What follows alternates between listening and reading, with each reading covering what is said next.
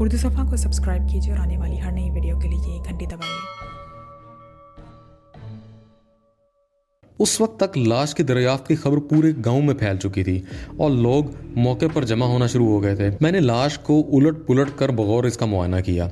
मस्कूरा खंजर को ऐन दिल के मकाम पर पुश्त की जानिब से घोंपा गया था। खंजर के दुखूल के मकाम पर अच्छा खासा खून जमा हुआ था। इसका वाज़ेह मतलब यही था कि इस शख्स को इस वक्त दुनिया से रुखसत हुए खासा वक्त हो चुका है। लाश के नज़दीक ही ज़मीन पर भी जा बजा खून के धब्बे थे। वो एक कत्ल की वारदात थी, इसका मैं बखूबी अंदाज़ा लगा चुका था। इस दौरान सरकारी फ़ोटोग्राफ़र भी आन पहुंचा। मेरी हिदायत के मुताबिक इसने मुख्तलिफ ज़ावियों से लाश की फ़ोटोग्राफ़ी शुरू कर दी। मैंने मौके पर मौजूद अफराद की नज़रों के सामने मकतूल की जामा तलाशी ली, जिसके नतीजे में चंद अशिया बरामद हुई। मसलन हथौड़ा, मास्का, सिगरेट का एक पैकेट जिसमें सिर्फ 4 सिगरेट बाकी थी, एक रेशमी रुमाल जैसे कंगी, 10 रुपये मालियत के छोटे नोट और एक तयशुदा कागज़। मैंने जल्दी से इस तयशुदा कागज़ को खोल कर देखा। वो किसी कापी से फाड़ा हुआ सफ़ा था जिस पर नाम के साथ एक पता भी दर्ज था। मैंने इस कागज़ की तहरीर को ज़ेर लब दोहराया। शौकत अली, मोज़ा कोट, शाकर, भैंसों का बाड़ा, बबरी वाला खूह। मैंने जाए वारदात का नक्शा तैयार कर लिया, तमाम ज़रूरी बातों को अपनी डायरी में नोट कर लिया और मौके पर मौजूद लोगों से सवाल जवाब करने लगा, मगर मुझे कोई अहम और कारआमद बात मालूम ना हो सकी। मकतूल सबके लिए अजनबी था, कोई इसके बारे में नहीं जानता था। मैंने मौके की कार्रवाई मुकम्मल करने के बाद लाश को पोस्टमार्टम के लिए ज़िले अस्पताल भिजवा दिया।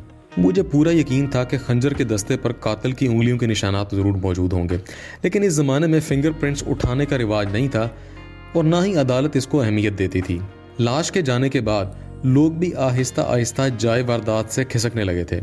इस दौरान करमू मेरे पास आया और मुझे बाजू से पकड़कर एक तरफ ले गया और सरगोशियाना अंदाज में बोला, देख लिया मलिक साहब, आपको यकीन आ गया है ना? किस बात का यकीन? मैंने ऐसे घूरा। भूत की कार्रवाई का। भूत की कार्रवाई का? एक लम्हे के लिए मुझे शक गुजरा कि कहीं इस वारदात में करमू का हाथ ना हो। इसने पहले ज़मीन की खुदाई का ड्रामा रचाया और बाद औज़ां इस फिज़ा से मौका उठाने के लिए अपने दुश्मन की मौत को घाट उतार दिया हो। अगरचे इस बात का बहुत कम इम्कान था, मगर हमारी तफ्तीश की बुनियाद ही शक पर होती है। मैंने गहरी नज़रों से करमू को घूरा। सरे दस्त मैंने इस मशकूक अफराद के खाने में फ़िट कर लिया था, ताहम इस पर काम होना भी बाकी था। सबसे पहले तो मुझे मकतूल की शनाख्त का मसला हल करना था और इसके लिए फ़ौरी तौर पर शौकत अली से मदद लेना ज़रूरी थी, जिसका एड्रेस मकतूल की जामा तलाशी से बरामद हुआ था। मुझे ख्यालात में डूबा हुआ देखकर करमू ने पुरतशवीश लहजे में कहा, मलिक साहब, आप तो अपनी ही सोचों में गुम हो गए हैं। अब मेरा क्या होगा? तुम्हारा क्या होना है? मैंने सख्त लहजे में कहा। मेरे तो बाल बच्चे हैं, मैं इस कब्रिस्तान में रहता हूँ सरकार, वो सरासीमा लहजे में बोला। तो फिर भूत का अगला निशाना हम में से भी कोई हो सकता है। ऐसा कुछ नहीं होगा, मैंने उसको तसल्ली दी। वो घबराहट आमेज़ लहजे में बोला, मेरी बीवी तो सख्त खौफजदा है, भूत के बारे में तो सुनकर उसकी जान निकल गई है। मैंने गुस्सीली अंदाज में कहा, तुमने इसे बताया है क्यों? बस जी मेरी ज़ुबान फिसल गई। वो नदामत आमेज़ लहजे में बोला, दरअसल इसी लाश के बारे में लतीफ़ा ने मुझे ही इतला दी थी। सबसे पहले इसने ही लाश को देखा था। जवाबन बेसाख्ता मेरे मुंह से भूत वाला किस्सा निकल गया। बाद में मुझे अपनी गलती का एहसास हो गया, मगर इस वक्त तक काफ़ी देर हो चुकी थी। सग्गी और लतीफ़ा बहुत घबराई हुई हैं। जब गलती हो गई तो इसे भुगतो भी, मैंने सख्त लहजा अख्तियार करते हुए कहा। तुम इन दोनों को समझाने की कोशिश करो कि फ़िक्रमंदी की कोई बात नहीं है, मैं बहुत जल्द कातिलों को गिरफ्तार कर लूँगा। पहले ज़रा इस मकतूल के बारे में कुछ मालूमात हासिल कर लूँ। इसने पूछा, इस सिलसिले में कोई इशारा मिला है? मैंने इस बात में सर हिलाते हुए कहा, हाँ, मुझे कोट शाकर जाना होगा। कोट शाकर यहाँ से जनूबी सिंध में है, करमू ने बताया। ये कस्बा भी दराए झेलम के किनारे वाक़ है और यहाँ से ज़्यादा दूर नहीं है। मैंने कहा, तुम्हारे ख्याल में वहाँ पैदल जाया जा सकता है? अब इतना भी नज़दीक नहीं है। वो जल्दी से बोला, आपको वहाँ जाने के लिए घोड़ों का इस्तेमाल करना पड़ेगा। मैंने कहा, करमू, जब तक मकतूल की शनाख्त और कातिल की गिरफ्तारी अमल में नहीं आ जाती, तुम इस गांव से बाहर नहीं जा सकते, और अगर कहीं जाना हो तो पहले थाने में जाके इत्तला करोगे। क्या आपको मुझ पर किसी किस्म का शक है? मैंने कहा, बाज़ औक़ात हमें अपनी ज़ात पे भी शक करना पड़ता है, लेकिन मैंने ऐसा क्या किया है? अभी मैं इस बारे में कोई वजाहत नहीं कर सकता, मैंने गोल मोल जवाब दिया। मैं ये सब कुछ तुम्हारी हिफाजत के ख्याल से कह रहा हूँ। हिफाजत वाली बात सुनकर वो मुतमईन हो गया। तमाम मामलात से निपटने के बाद जब थाने पहुंचा तो दिन के 3 बज रहे थे। میں نے کوٹ شاکر جانے کا پروگرام دوسرے دن پر رکھا اور ایس پی علاقہ کو صورتحال سے آگاہ کرنے کے لیے ایک مختصر مگر جامع رپورٹ تیار کرنے لگا۔ اس رپورٹ میں نے کرمو کے پراگندہ ذہن کی پیداوار بھوت کہانی کو شامل کرنا مناسب نہیں سمجھا، البتہ زمین کی کھدائی کا تذکرہ سرسری انداز میں کر دیا تھا۔ دوسرے روز ایک ASI کی معیت میں کوٹ شاکر پہنچ گیا تھا۔ ہم گھوڑوں پر سوار ہو کر وہاں پہنچے تھے۔ اس وقت دوپہر ہو چکی تھی۔ کوٹ شاکر میں داخل ہوتے ہی جو پہلا شخص نظر آیا، میں نے اسے روک کر کہا، بیری والا کھو کس طرف ہے؟ ادھر پرلی طرف ہے، اس نے اشارہ کیا۔ میں نے کہا، بہت مہربانی۔ ہم گھوڑوں کو اس شخص کی بتائی ہوئی سمت میں موڑنے لگے تو وہ سر تا پا ہمارا جائزہ لینے کے بعد بولا، آپ کو کس سے ملنا ہے؟ مجھے تو آپ پرونے لگتے ہیں۔ اس وقت ہم سادہ لباس میں تھے۔ اس قسم کی تفتیش کے لیے وردی میں جانا مناسب نہیں ہوتا، خام خواہ سنسنی اور خوف و ہراس پھیل جاتا ہے۔ میں نے اس شخص کے سوال کا جواب دیتے ہوئے کہا، ہم شوکت علی سے ملنے آئے ہیں۔ اس علاقے میں 3 شوکت رہتے ہیں جناب۔ اس شخص نے کچھ سوچتے ہوئے کہا، آپ کون سے شوکت سے ملنا چاہتے ہیں؟ میں نے وضاحت آمیز لہجے میں کہا، شوکت علی۔ پھر میں نے پرچے میں درج پتے کو دہرایا، شوکت علی، بھینسوں کا باڑہ، بیری والا کھو۔ وہ اچھا، وہ جلدی سے بولا، یوں کہنا جی، آپ شوکا گجر سے ملنے آئے ہیں، وہ جہاں بھینسوں کا باڑہ ہے۔ میں نے اس بات میں سر ہلا دیا۔ شوکا گجر شوکت علی گجر کا بگڑا ہوا نام ہو سکتا ہے، پھر بھینسوں کا باڑہ اور گجر میں بھی خاصا ربط تھا۔ آپ آئیں جی میرے نال، میں آپ کو توڑ تک پہنچاتا ہوں۔ ہم اس کی رہنمائی میں شوکت علی کے ٹھکانے کی جانب بڑھنے لگے۔ چند قدم چلنے کے بعد اس شخص نے کہا، میرا نام نذر حسین ہے، آپ کہاں سے آئے ہیں؟ میں نے مسلطن دروغ گوئی سے کام لیا، ہم 18 ہزاری سے آئے ہیں۔ اچھا، وہ مطمئن ہو گیا۔ کچھ دیر بعد ہم شوکت علی کے دروازے پر کھڑے تھے۔ ہمارا رہنما واپس چلا گیا تو میں نے دروازے پر دستک دی، پھر ہم دونوں ایک جانب ہٹ کر کھڑے ہو گئے۔ تھوڑی دیر بعد دروازہ کھلا، ایک ادھیڑ عمر عورت نے باہر جھانکا، پھر ہم پر نظر پڑتے ہی اس کی آنکھوں میں ناشناسائی کے تاثرات نمودار ہوئے۔ اگلے ہی لمحے وہ ہم سے پوچھ رہی تھی، جی آپ کو کس سے ملنا ہے؟ میں نے کہا، ہم شوکت علی سے ملنے آئے ہیں۔ شوکت علی عرف شوکا گجر، ASI نے وضاحتی لہجے میں کہا۔ اتنی دیر میں اس عورت کے عقب میں ہمیں قدموں کی آواز سنائی دی، پھر بھاری بھرکم آواز میں پوچھا گیا، کون ہے بھیلے لوگو؟ شوکے، تم سے 2 آدمی ملنے آئے ہیں۔ اس عورت نے کہا، کون ہے ظہورا؟ اسی آواز میں پوچھا گیا۔ ظہورا نامی عورت کے جواب دینے سے پہلے ہی ہمیں اس کے عقب میں ایک مونچھ دار باروب چہرہ نظر آیا۔ میں نے پہلی نگاہ سے اندازہ لگا لیا کہ وہ شوکت علی عرف شوکا گجر ہی ہو سکتا ہے۔ بعد ازاں میرا اندازہ بھی درست ثابت ہوا۔ شوکے کی عمر لگ بھگ 50 سال کی ہوگی۔ وہ خاصا صحت مند اور تندرست و توانا دکھائی دیتا تھا۔ اس نے اپنے چہرے پر خاصی دھانسو قسم کی مونچھیں پال رکھی تھیں، جیسا کہ عموماً دودھ کا کاروبار کرنے والوں کی ہوتی ہیں۔ وہ اس وقت گاؤں کے روایتی موسم گرما کے لباس میں نظر آ رہا تھا۔ کاٹن کی تیبن پر اس نے ملنی پاکٹ کا شلوکا پہن رکھا تھا۔ اس کے آگے بڑھتے ہی ظہورا پیچھے ہٹ گئی تھی۔ اس نے اجنبی نظر سے ہمیں دیکھا اور کہا، آپ کون لوگ ہیں؟ میں نے آپ کو پہچانا نہیں۔ پہچاننے کا کیا سوال ہے شوکے؟ ASI نے کہا، آج تو ہم پہلی دفعہ مل رہے ہیں، پر آپ ہیں کون؟ اس کے لہجے میں حیرت تھی، اور مجھ سے کس سلسلے میں ملنا چاہتے ہیں؟ میں نے کہا، شوکا جی، معاملہ خاصا گمبھیر ہے، یہاں کھڑے کھڑے اس مسئلے پر بات نہیں ہو سکتی۔ تمہارے گھر میں کوئی بیٹھنے کی جگہ نہیں ہے؟ میرے لہجے کی تاثیر کام کر گئی۔ وہ تعاون امیز انداز میں بولا، کیوں نہیں سرکار، میرے گھر میں اور میرے دل میں بہت گنجائش ہے، آپ اندر آ جائیں، ست بسم اللہ۔ پھر اس نے ہمارے داخلے کے لیے راستہ چھوڑ دیا۔ ہم اندر داخل ہو گئے۔ شوکے گجر کا گھر 2 حصوں پر مشتمل تھا۔ ایک جانب رہائشی حصہ تھا اور دوسری طرف باڑہ۔ دونوں حصوں کے درمیان 4 فٹ اونچی اور کچی مٹی کی دیوار استادہ تھی، جس کی توڑی والی مٹی سے خوب اچھی طرح لپائی کی گئی تھی۔ باڑے کے اندر ایک قطار سے 10 بھینسیں کھرلیوں پر بندھی ہوئی تھیں۔ باڑے کے مغربی دیوار کے ساتھ 5-6 بکریاں بھی دکھائی دے رہی تھیں۔ علاوہ ازیں ایک کونے میں کچھ کاڑ کباڑ بھی پڑا ہوا تھا، جس کے نزدیک ہی چارہ کاٹنے والا ٹوکا بھی زمین پر نصب تھا۔ پورے باڑے میں 3-4 شیشم کے درخت بھی موجود تھے، جن کی گھنیری چھاؤں ہر طرف پھیلی ہوئی تھی۔ باڑے کے مشرقی سمت میں بڑا سا کمرہ تھا، جو غالباً موسم سرما میں مویشیوں کی شب بسری کے کام آتا ہوگا۔ رہائشی حصے میں کچی مٹی کے 2 کمرے اور ایک باورچی خانہ بنا ہوا تھا۔ اس حصے کے مغربی دیوار کے ساتھ ایک کھرا بھی بنا ہوا تھا، جس کے نزدیک ہی نیم کے ایک سرسبز پیڑ کے نیچے لکڑی کے سٹینڈ پر 3-4 پانی کے مٹکے رکھے ہوئے تھے۔ شوکا ہمیں رہائشی حصے کے صحن میں لے آیا تھا، جہاں ایک سایہ دار جامن کے پیڑ کے نیچے 2 چارپائیاں بچھی ہوئی تھیں۔ اس نے ظہورا نامی عورت کو مخاطب کرتے ہوئے آواز لگائی، بھلیے لوکے، پرونوں کے لیے کوئی لسی پانی کا بندوبست کرو، پتہ نہیں کتنا سفر کر کے ہمارے پاس آئے ہیں۔ اس وقت واقعی بڑی شدت کی پیاس محسوس ہو رہی تھی، اس لیے ہم نے تکلف سے کام لینا مناسب نہ سمجھا۔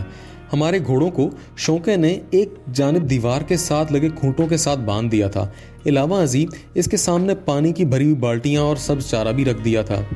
ہم اطمینان سے پھیل کر چار پہیوں پر بیٹھ گئے۔ بعد میں ہمیں پتہ چلا کہ وہ دونوں میاں بیوی شوقہ اور ظہورہ وہاں اکیلے ہی رہتے ہیں۔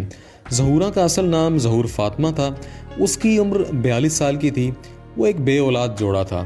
شوکت علی کا ذریعہ معاش بھینسوں اور بکریوں کے دودھ کی فروخت تھا، اس کے علاوہ مویشیوں کی خرید و فروخت بھی وہ کرتا تھا۔ ٹھنڈی ٹار تیرتے ہوئے مکھن کی لسی کے دودھ کے گلاس پینے کے بعد میں نے شوقے کو صورتحال سے آگاہ کیا۔ ظہور فاطمہ بھی اس وقت ہمارے پاس ہی بیٹھی ہوئی تھی۔ جب انہیں معلوم ہوا کہ ہمارا تعلق پولیس سے ہے تو وہ تشویش میں مبتلا ہو گئے، تاہم ہمارے اطمینان دلانے پر وہ کچھ نارمل ہوئے۔ میں نے اس پراسرار نامعلوم مقتول اور اس کی جامع تلاشی سے ملنے والے پرچے کی تفصیل بتاتے ہوئے کہا، شونقہ جی، اگر تم لوگ قانون کے ساتھ تعاون کرو گے تو میں یقین دلاتا ہوں کہ کوئی تمہارا بال بھی بیکا نہیں کر سکتا۔ ایک لمحے کے توقف سے میں نے اضافہ کیا، بشرطے یہ کہ اس قتل میں تمہارا کوئی ہاتھ نہ ہو۔ میں رب دی سونہ کھا کے کہتا ہوں جناب، میرا یعنی ہمارا اس قتل سے کوئی تعلق نہیں ہے۔ شونقے گجر نے سنجیدہ لہجے میں کہا، آخر آپ کو ہم سے کس قسم کا تعاون چاہیے؟ میں نے کہا، مقتول کی شناخت کے سلسلے میں آپ ہماری مدد کر سکتے ہیں۔ اس کی جیب سے تمہارے گھر کا پتہ برآمد ہوا ہے، مگر کیسے؟ میں کیسے مقتول کو شناخت کر سکتا ہوں؟ میرے پاس اس کی تصویر ہے۔ اتنا کہہ کر میں نے اپنی جیب سے مقتول کی 2 تصویریں نکالیں جو سرکاری فوٹوگرافر نے فٹافٹ تیار کر لی تھیں، اور ان میں نامعلوم مقتول کا چہرہ بڑی وضاحت کے ساتھ نظر آ رہا تھا۔ میں نے دونوں تصویریں شوکت علی اور شوقہ کی جانب بڑھا دیں۔ وہ بغور تصویروں کا جائزہ لینے کے بعد نفی میں سر ہلاتے ہوئے بولا، میں اس شخص کو بالکل نہیں جانتا ملک صاحب۔ اس دوران ظہور فاطمہ نے ایک تصویر اس کے ہاتھ سے جھپٹ لی اور تیز لہجے میں بولی، ذرا مجھے تو دکھا شوقے، کون قتل ہوا ہے؟ تصویر پر نظر پڑتے ہی وہ بے ساختہ چلا اٹھی، اے یہ تو وہی نامراد مچھل ہے، جنگل جھاڑ بالوں والا۔ کون نامراد؟ میں نے اور شوقے نے بیکوا سوال کیا۔ وہ ہاتھ نچاتے ہوئے بولی، شوقے، یہ وہی ٹوٹ مرنا ہے جس کے بارے میں نے تمہیں بتایا تھا، پھر خود ہی وضاحت کرتے ہوئے بتایا، وہ جو 2 آدمی نہیں آئے تھے ہمارے راجو سے ملنے، اس میں تو یہی ایک گاڑی والا تھا، تم اس وقت گھر پہ نہیں تھے۔ ہاں یاد آیا، تم نے ذکر تو کیا تھا، شوقے نے یاد کرتے ہوئے کہا۔ پھر مجھ سے مخاطب ہوا، ملک صاحب، میری گھر والی نے مجھے 2 بندوں کے بارے میں بتایا تو تھا، لیکن میں ان سے ملا نہیں تھا۔ اس روز میں کسی ضروری کام سے گیا ہوا تھا۔ ڈور کا ایک سرا میرے ہاتھ لگ گیا تھا۔ ایک لمحے میں میں نے فیصلہ کر لیا کہ شوکت علی سے زیادہ اس کی بیوی ہمارے لیے کارآمد ثابت ہو رہی ہے۔ میں اسی کی طرف متوجہ ہوا۔ میں نے پوچھا، ظہورہ، کیا تم نے اس سے پہلے بھی ان دونوں بندوں کو کبھی دیکھا تھا؟ نہ جی، وہ نفی میں گردن ہلاتے ہوئے بولی، نہ پہلے اور نہ بعد میں۔ اور اب آپ مجھے ان کی تصویریں دکھا رہے ہیں؟ یہ کتنا عرصہ پہلے یہاں آئے تھے؟ کوئی مہینہ بھر ہوا ہوگا جی۔ تم نے بتایا ہے کہ وہ دونوں راجو سے ملنے آئے تھے؟ ہاں جی، وہ راجو کے پاس تھوڑی دیر بیٹھے تھے، ظہور فاطمہ نے بتایا، اور پھر واپس چلے گئے۔ میں نے شوقے کی طرف دیکھتے ہوئے بولا، کیا اس گھر میں تم دونوں کے علاوہ بھی کوئی رہتا ہے؟ ایک لمحے کو رک کر میں نے وضاحت کی، تم نے تو بتایا کہ تم بے اولاد ہو۔ ہاں ملک صاحب، میں نے کسی غلط بیانی سے کام نہیں لیا۔ پھر یہ راجو کون ہے؟ راجو ظہورہ کا بھانجا ہے۔ کیا راجو بھی تمہارے ساتھ رہتا ہے؟ پہلے نہیں رہتا تھا، کوئی 2 ماہ سے وہ یہاں آیا ہوا ہے۔ وہ پہلے کہاں رہتا تھا؟ میں نے چپتے ہوئے لہجے میں پوچھا۔ پہلے شوقے نے جملہ ادھورا چھوڑ کر اپنی بیوی کو دیکھا۔ وہ بولی، پہلے وہ اپنے گھر میں رہتا تھا جناب۔ اس کا اپنا گھر کہاں ہے؟ ادھر گڑھ مہاراجہ میں۔ وہ کنکھیوں سے اپنے خصم کو دیکھتے ہوئے بولی۔ ظہورہ کے انداز نے مجھے شک میں مبتلا کر دیا تھا۔ مجھے واضح طور پر یہ محسوس ہوا جیسے کچھ نہ کچھ وہ چھپانے کی کوشش کر رہی ہے۔ میں نے خالص تھانے دارانہ انداز میں کڑک کر کہا، ظہورہ، میں نے قانون کے ساتھ تعاون کرنے کی صورت میں تم لوگوں کی سلامتی کا یقین دلایا ہے، ہمیں گمراہ کرنے کی صورت میں تم دونوں سیدھے جیل جاؤ گے۔ میں آپ کو بتاتا ہوں ملک صاحب، شوقے نے منت آمیز لہجے میں کہا، پھر ظہورہ کو گھورتے ہوئے بولا، تم کیوں ادھر ادھر کی مار رہی ہو؟ ہم نے کوئی جرم نہیں کیا جو قانون کے محافظوں کے سامنے جھوٹ کا سہارا لیں۔ ظہورہ کچھ پریشان سی نظر آنے لگی۔ شوقہ ہماری طرف متوجہ ہوا اور بولا، ملک صاحب، ظہورہ نے گڑھ مہاراجہ والی بات بالکل غلط کی ہے، اس کی جگہ میں آپ سے معافی مانگتا ہوں۔ تمہیں ایک ہی صورت میں معافی مل سکتی ہے شوقے، میں نے اس کی آنکھوں میں دیکھتے ہوئے کہا، تم سب کچھ سچ سچ بتا دو، راجو تمہاری بیوی کا بھانجا ہے، یہاں آنے سے پہلے وہ کہاں رہتا تھا، یعنی کہ اس کا اپنا اصلی گھر کہاں پہ ہے؟ اس نے میرے سوال کا ادھورا جواب دیا، جناب 2 ماہ پہلے وہ جیل سے ہی آیا ہے۔ یہ انکشاف اس قدر سنسنی خیز تھا کہ میں اپنے سوال کے دوسرے حصے کو فراموش کرنے پر مجبور ہو گیا اور اضطراری لہجے میں شوقے سے پوچھا، وہ کس چکر میں جیل گیا تھا؟ یہ ایک لمبی داستان ہے جناب، اگر یہ الف لیلہ کی داستان بھی ہے تو میں سننے کو تیار ہوں۔ شوقے نے ظہورا کی طرف دیکھتے ہوئے کہا، تم یا بیٹھی کیا کر رہی ہو؟ دوپہر کا وقت ہو گیا ہے، جا پرونوں کے لیے کچھ کھانے شانے کا بندوبست کرو۔ میں نے جلدی سے کہا، اتنے زیادہ تکلف کی ضرورت نہیں ہے۔ تکلف کیسا ملک صاحب؟ وہ عام سے لہجے میں بولا، کھانے کا وقت ہو چکا ہے، پھر آپ نے ایک طویل کہانی بھی تو سننی ہے، ہو سکتا ہے اس میں 2 یا 3 گھنٹے لگ جائیں، اس وقت تک آپ کیا بھوکے بیٹھے رہیں گے؟ میں نے زیادہ انکار مناسب نہ سمجھا۔ شوقہ اپنی بیوی کو ہدایت جاری کرنے لگا، دوپہر کے کھانے میں کس قسم کا اہتمام کرنا ہے۔ جب ظہورا وہاں سے رخصت ہو گئی تو میں نے ادھر ادھر نگاہ دوڑاتے ہوئے شوقے سے پوچھا، راجو کہیں نظر نہیں آ رہا شوقہ جی؟ وہ اس وقت یہاں موجود نہیں ہے۔ کہاں گیا ہوا ہے؟ میں نے اسے ایک ضروری کام سے احمد پور سیال بھیجا ہے، آج صبح ہی۔ شوقے نے جواب دیا، 2 دن بعد وہ واپس آ جائے گا، وہاں مویشیوں کا ایک بیپاری رہتا ہے، اس سے کچھ رقم لینا تھی۔ میں نے تنبیہی لہجے میں کہا، کوئی گڑبڑ تو نہیں کر رہے شوقے؟ اللہ پاک کی قسم سچ کہہ رہا ہوں۔ میں نے کہا، تو پھر شروع ہو جاؤ، راجو کی کیا کہانی ہے؟ میرا خیال ہے کہ کھانے کے بعد آرام سے۔ میں نے اس کی بات کاٹ دی، نہیں شوقے، کھانا تو آتا رہے گا، تم اپنا بیان جاری رکھو۔ راجو کس چکر میں جیل گیا تھا اور کتنی سزا کاٹ رہا ہے؟ وہ خیالوں میں کھو گیا۔ مجھے یوں لگا جیسے وہ تصور ہی تصور میں واقعات کو ترتیب دے رہا ہو۔ چند لمحے کی پراسرار خاموشی کے بعد شوقے نے جو انکشاف انگیز حالات بتائے، میں ان کا خلاصہ یہاں بیان کر دیتا ہوں۔ اس گفتگو کے دوران ہم نے دوپہر کا کھانا بھی کھا لیا تھا۔ ہم وہاں کوئی 5 بجے دوپہر فارغ ہوئے تھے۔ راجو کے ساتھ کیا بیتی، وہ کن حالات کا شکار ہو کر جیل گیا، یہ سب دلچسپ ہونے کے ساتھ ساتھ ایک عبرتناک داستان بھی ہے۔ نامعلوم پراسرار مقتول کا تعلق راجو سے ثابت ہو گیا تھا، اس لیے بھی یہاں ان واقعات کا بیان بہت ضروری ہے۔ آگے چل کر یہی راجو اس کیس کا مرکزی کردار بھی بن گیا تھا۔ ایک بات کی میں وضاحت کر دوں کہ ان میں سے بہت سی باتیں مجھے ادھر ادھر سے معلوم ہوئی تھیں، لیکن واقعات کی ترتیب کا خیال رکھتے ہوئے میں انہیں ایک ساتھ آپ کی خدمت میں پیش کر رہا ہوں تاکہ آپ کا ذہن کسی الجھن کا شکار نہ ہو۔ ریاض احمد عرف راجو کوٹ شاکر سے چند میل دور واقع ایک گاؤں کا رہنے والا تھا۔ مذکورہ گاؤں میرے تھانے اور کوٹ شاکر کے درمیان اور ضلعی سرحد کے قریب پایا جاتا تھا۔ اس گاؤں سے آگے کچھ دور ضلع بھکر کی حدود شروع ہو جاتی تھی۔ راجو کا خاندان انتہائی مختصر سا تھا، والدین اور ایک چھوٹی بہن شازو۔ شازے کی عمر 15 سے 1-2 ماہ زیادہ تھی۔ راجو کا باپ فیاض احمد ایک غریب مزارع تھا جس نے اپنی جان پر ہر قسم کی سختیاں برداشت کر کے راجو کو میٹرک تک پڑھایا تھا۔ تعلیم حاصل کرنے کے بعد بھی جب راجو کو گاؤں میں کوئی اپنا مناسب مستقبل نظر نہ آیا تو اس نے فیاض سے کہا، ابا جی میں اس گاؤں میں نہیں رہنا چاہتا۔ پتر پھر تم کیا کرنا چاہتے ہو؟ راجو کی ماں نیاز فاطمہ نے بیٹے سے پوچھا۔ پتر پھر تم کیا کرنا چاہتے ہو؟ راجو کی ماں نیاز فاطمہ نے بیٹے سے پوچھا جو اس وقت ان کے نزدیک ہی موجود تھی۔ راجو نے کہا، میں آگے تعلیم حاصل کروں گا، شہر جا کر کسی کالج میں پڑھوں گا۔ پتر تم نہیں جانتے ہم نے کس طرح اپنی ضروریات کو مار کر تمہیں یہاں تک پڑھایا، فیاض نے سمجھانے والے انداز سے کہا، اس سے زیادہ ہماری سکت نہیں۔ نیاز فاطمہ نے کہا، راجو پتر تم دیکھ رہے ہو تمہاری چھوٹی بہن جوانی کی دہلیز پر قدم رکھ رہی ہے، 2-4 سال میں اس کی شادی بھی ہونی ہے، اب ہمیں شادو کی شادی کے لیے بھی تو کچھ جمع جوڑ کرنا ہے کہ نہیں؟ میں آپ پر مزید بوجھ نہیں بنوں گا۔ راجو نے کہا، میں شہر جا کر کوئی چھوٹی موٹی نوکری بھی کر لوں گا اور اپنی تعلیم کے اخراجات اٹھاؤں گا، آپ کو اس سلسلے میں فکر مند ہونے کی کوئی ضرورت نہیں۔ بات خرچ اٹھانے سے بھی آگے ہے پتر، بوڑھے فیاض احمد نے سر ہلاتے ہوئے کہا۔ میں سمجھا نہیں ابا جی۔ میں سمجھاتا ہوں، فیاض نے کہا، یہاں ہمیں تمہاری اشد ضرورت ہے، میں اب بوڑھا ہو گیا ہوں، تمہیں میری مدد کرنا چاہیے، آگے اور پڑھ کر کیا کرو گے؟ میٹرک کر لیا، بس یہی کافی ہے۔ نیاز فاطمہ نے دھیمے لہجے میں کہا، پتر راجو اپنے ابا کی بات کو سمجھانے کی کوشش کرو، غریب آدمی چاہے جتنا بھی پڑھ لکھ جائے وہ زیادہ سے زیادہ اسکول ماسٹر یا کسی دفتر کا سرکاری کلرک بن سکتا ہے، اعلیٰ سرکاری یا پرائیویٹ عہدے چودھریوں اور جاگیرداروں کی اولاد ہی کو ملتے ہیں۔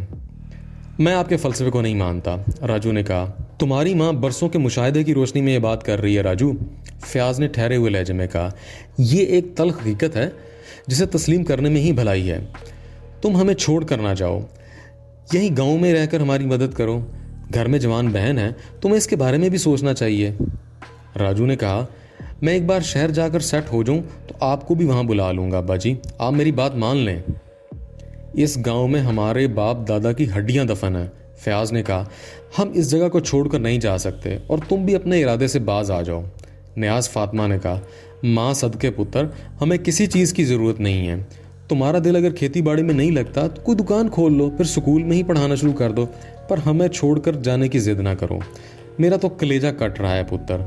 جب شادو اپنے گھر کی ہو جائے گی اور ہم بڈھی بڈھا بھی زمین میں اتر جائیں گے, پھر جس طرح تمہارا دل لائے اس طرح کرنا.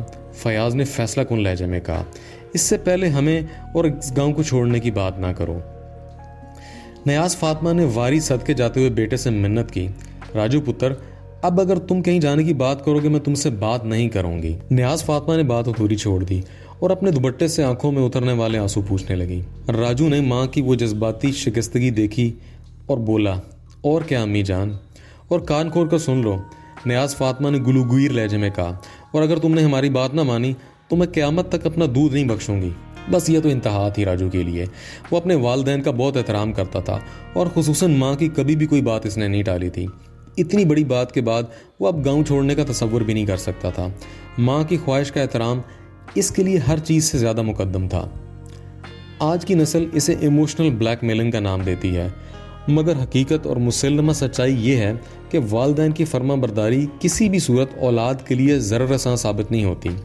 قدرت نے تو ماں کے قدموں کے نیچے جنت کی نشاندہی کی ہے. یہ سب سوچنے اور سمجھنے کی باتیں ہیں. سمجھ میں آ جائیں تو دونوں جہاں سنور جاتے ہیں. والدین خصوصاً ماں ہمیشہ اپنی اولاد کے مفاد کی خاطر پوری زندگی جنگ لڑتی ہے. اللہ کے بعد کائنات کے سب سے عظیم ہستی ماں کے سوا اور کوئی بھی نہیں ہو سکتی. راجو کو چودھری جمال الدین کی خوش جمال اکلوتی صاحبزادی رخسانہ سے محبت ہو گئی. طرف تماشا یہ ہوا کہ کچھ دنوں کے بعد انکشاف ہوا کہ وہ محبت دو طرفہ تھی. عشق مشق چھپائے نہیں جا سکتے. ان دونوں کی محبت بھی بہت جلد موضوع گفتگو بن گئی. چودھری جمال الدین کی بڑی دہشت تھی. لوگ اس کا نام سن کر کانپتے تھے. پورے گاؤں میں اس کا بہت رعب تھا. گویا راجو نے شیر کی منہ میں ہاتھ ڈال دیا تھا. چودھری نے راجو کے باپ سے شکایت کرنے کی بجائے ایک روز راجو کو اپنی حویلی میں بلا لیا. محبت کی دیگر خاصیتوں کے علاوہ ایک تاثیر یہ بھی ہے کہ وہ اپنے متوالوں کو بہادر اور نر بنا دیتی ہے. محبت کرنے والے موت کی آنکھوں میں آنکھیں ڈال کر بات کر سکتے ہیں. وہ فلک بوز چوٹیوں کو سر کرنے کا عزم رکھتے ہیں اور ہر طوفان سے بخوشی ٹکرانے کا حوصلہ ان کے اندر موجود ہو جاتا ہے. محبت کرنے والا ہمیشہ اپنی نفی کر کے اپنے محبوب کے بارے میں ہم وقت سوچتا رہتا ہے. زندگی کی پرواہ تو ان لوگوں کو ہوتی ہے جو اپنی ذات کے بارے میں سوچتے ہیں.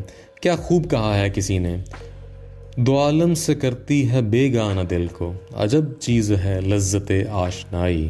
راجو چودھری کی حویلی میں پہنچ گیا. چودھری نے اس سے ایک تنہا کمرے میں ملاقات کی. 2-4 رسمی باتوں کے بعد چودھری جمال الدین نے کہا, راجو تم جانتے ہو کہ میں کتنا بڑا ذمہ دار ہوں. جی مجھے بخوبی اندازہ ہے, راجو شائستگی سے بولا. چودھری چند لمحات تک تولنے والی نظروں سے راجو کو دیکھتا رہا, پھر روبدار آواز میں گویا ہوا, میں چاہتا تو تمہارے باپ سے بات کرتا. وہ ایک معمولی سا مزارہ ہے اور ہمارے سامنے دم مارنے کی ہمت نہیں رکھتا, مگر اس معاملے کو میں دوسرے طریقے سے نبٹنا چاہتا ہوں. تم میری بات سمجھ رہے ہو نا؟ اگرچہ راجو معاملے کی تہہ تک پہنچ گیا تھا, تاہم اس نے انجان بنے رہنا ہی مناسب سمجھا اور معصومیت سے بولا, چودھری صاحب آپ اپنی بات کی وضاحت کر دیں تو مہربانی ہوگی. چودھری نے اس کی بے نیازی پر کھا جانے والی نظروں سے اسے دیکھا, مگر تحمل آمیز لہجے میں کہا, راجو تم پڑھے لکھے لڑکے ہو, میں نے اسی لیے تمہیں سمجھانے کے لیے بلایا ہے. مجھے امید ہے کہ تم ایک ہی کوشش میں میری بات مان جاؤ گے, مجھے کوئی دوسرا راستہ اختیار نہیں کرنا پڑے گا. چودھری دانستہ جملہ ادھورا چھوڑ کر راجو کے چہرے کے تاثرات نوٹ کرنے لگا. راجو نے الجھے ہوئے لہجے میں کہا, چودھری صاحب یقین مانیں میں اب تک آپ کی بات نہیں سمجھ سکا ہوں. بہتر ہے کہ آپ مجھ سے کھل کر بات کریں. میں رخسانہ والے معاملے کی بات کر رہا ہوں. چودھری کا لہجہ پھنکار سے مشابہ تھا. کیا ہوا رخسانہ کو؟ اس سوال نے چودھری جمال الدین کو سلگا دیا, تاہم وہ خود پر قابو رکھتے ہوئے بولا, اس کا تو دماغ خراب ہو گیا ہے تو تمہارا بھی. پتہ نہیں آپ کیسی باتیں کر رہے ہیں. زیادہ معصوم اور بے خبر بننے کی کوشش نہ کرو کمزاد. اس مرتبہ چودھری کے لہجے میں روایتی ترنگ اود آئی تھی. تم اچھی طرح سمجھ رہے ہو کہ میں کس معاملے کی بات کر رہا ہوں. راجو نے کہا, یہ بات درست ہے کہ آپ اس گاؤں کے چودھری ہیں اور میں شان اور مرتبے میں بہت چھوٹا ہوں, لیکن آپ کو یہ حق نہیں پہنچتا کہ آپ مجھے کمزاد کہیں.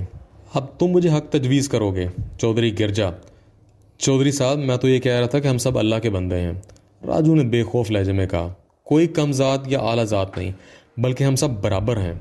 انسان کی بڑائی اس کے تقوی سے ناپی جاتی ہے چودھری صاحب، نہ کہ اس کی زمین سے. میں نے تمہیں یہاں تقریر کرنے کے لیے نہیں بنایا.